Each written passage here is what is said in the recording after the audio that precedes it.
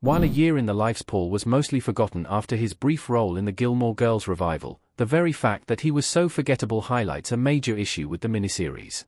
The entire cast of Gilmore Girls was great, but Alexis Bledell's Rory was one of the show's most important characters. Viewers followed Rory through the perilous terrain of high school and college, seeing her grow from an idealized teen overachiever into a more believably rounded, but still kind and ambitious, young adult. The fact that neither of Gilmore Girls' endings focused on Rory's love interests proves that Logan, Dean, and Jess weren't as central to its story as her own character arc.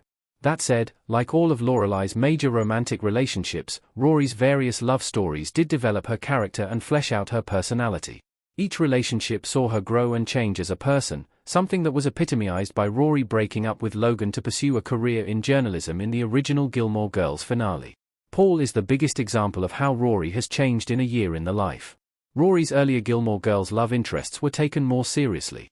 At the time, this signified that Rory was no longer the petulant character who impulsively stole a yacht after Logan's father mildly criticized her. Since the controversial Gilmore Girls arc that split up Rory and Lorelai, she has become more ambitious, clearer in her plans, and strong enough to cut Logan out of them so she could prioritize her future. This is why it was an unwelcome surprise to discover that she was cheating on her boyfriend, Paul, with an engaged Logan in A Year in the Life. Rory's cheating often gets a lot of focus in discussions of A Year in the Life, but cheating itself isn't entirely new thanks to her relationship with a married Dean. However, what makes Rory's relationship with Paul notable is that she repeatedly forgets about him completely, not just that she cheats on him. While cheating plotlines could be morally complex and fraught with sympathy, Rory repeatedly forgetting she even has a boyfriend even though they have been dating off-screen for 2 years is more like a misguided attempt at a running gag. A Year in the Life's Paul gag shows how mean Gilmore Girls' revival was. A Year in the Life's tone is detached and aloof unlike the warmer original series. Gilmore Girls' Year in the Life Rory Paul. Not only does this specific gag fall flat, but it is also completely out of character for Rory. One of the biggest problems with A Year in the Life was its oddly mean-spirited tone, something that didn't exist as much in the original show.